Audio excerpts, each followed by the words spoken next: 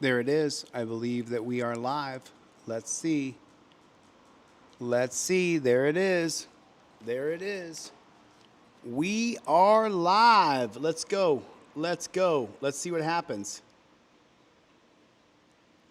Let's go to DLZ Clips. We are live on DLZ Clips.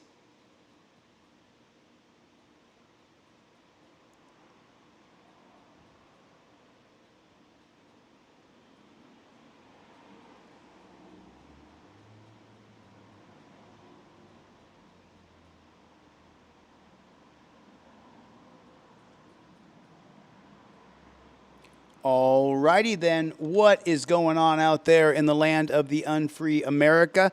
I'm going to see what happens here. I have not live streamed on DLZ Clips in a while, and I just wanted to jump on here for a little while. I'm going to try to cover a few things. I don't know what the cover looks like. Can you guys do me a favor? Double tap on the screen. Double tap on the screen. Hit the like button if you would, pretty please, with sugar and cherries on top. I've still got a bunch of videos here to show. So I'm going to jump right into this video right here. As you guys know, I'm going to do the trifold giveaway today. If you get one trifold, I'll give you an extra one. I'll give you everything I sell in my store for free with your purchase of one trifold. There were hugs for the man in the brown hat and jacket and tears from a family member recording the release. Narciso Baronco is an immigrant and father of 3 U.S. Marines. He was held in ICE custody for nearly a month. So this video is about the father of 3 Marines who was detained and held in ICE custody for over a month. There were hugs for the man in the brown hat and jacket and tears from a family member recording the release. Narciso Baronco is an immigrant and father of 3 U.S. Marines. He was held in ICE custody for nearly a month. Wow. Hello, everybody. David Schuster here. In June in Santa Ana, California, Narciso Baronco was working his job as a landscaper. He was trimming the grass in front of an IHOP restaurant when he was approached by masked men wearing vests. Baronco tried to run and was tackled and thrown to the ground. Video, first broadcast by CNN, showed the ICE and Border Patrol agents punching Baronco. I mean, take a look at this. Take a look at this. They got the guy on the ground. He's not resisting, and they're punching him. ¿Y por qué le pegas? Look at him punching him.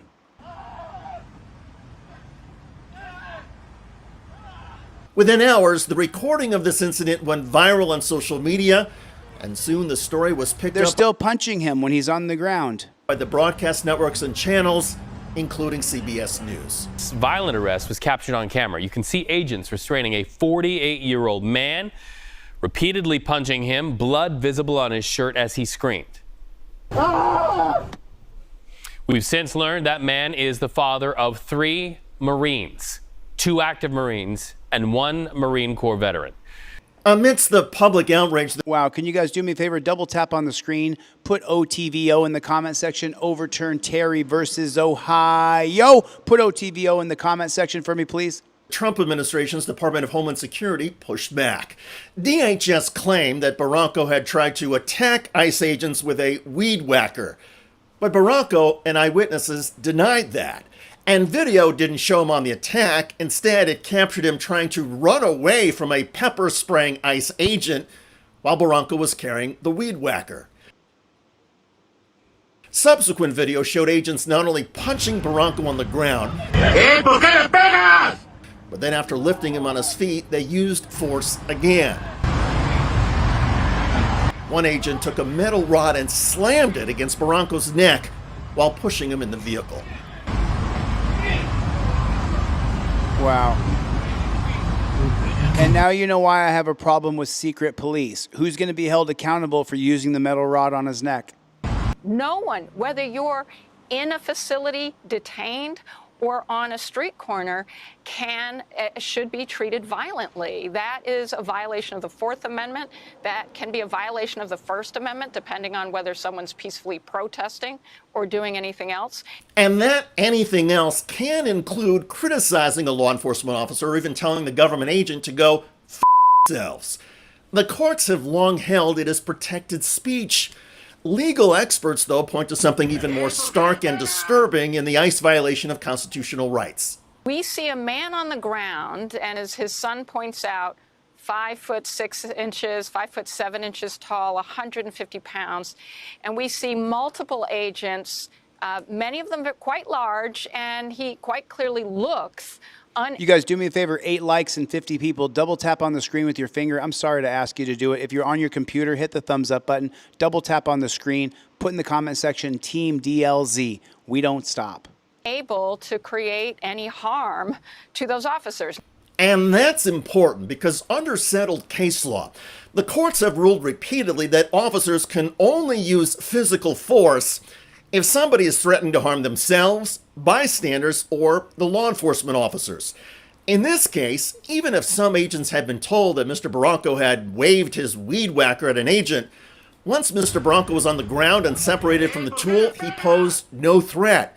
And for officers to then punch him repeatedly, well, that is clearly against the law. We have a Constitution of the United States of America, and the Constitution is quite clear and quite plain, and the interpretation of our Constitution has been quite clear and quite plain. People have the right to process that is due. That means the ability to see a judge and to be determined whether or not there's action that can be taken against them. But it's not up to law enforcement officers or ICE agents to take action themselves and mete out punishment. It's up to a judge and a jury to decide if somebody has broken the law and what should happen as a result. In this case, however, the ICE agents violently took matters into their own hands. It's impossible to look at this video and not be deeply disturbed and demand an investigation of the Sticking a conduct metal of rod these on his neck. officers. Legal experts say that in addition to a criminal investigation, the ICE agents are also vulnerable to civil penalties and fines.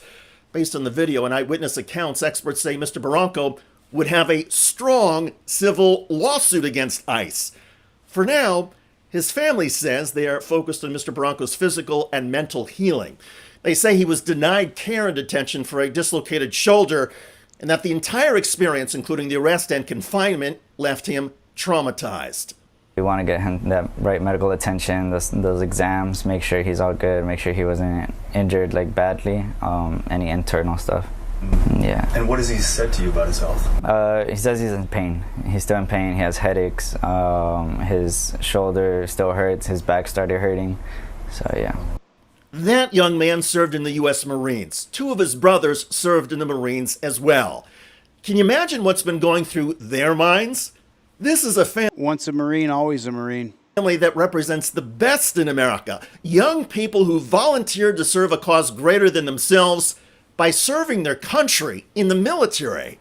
And their dad, the man who raised these American patriots, was harassed, assaulted, and thrown in a detention facility because he committed the crime of landscaping. Can we stop with the bullshit of the detention facility thing? Can we stop that, y'all? This is a small room, only 50 people in here or something, right?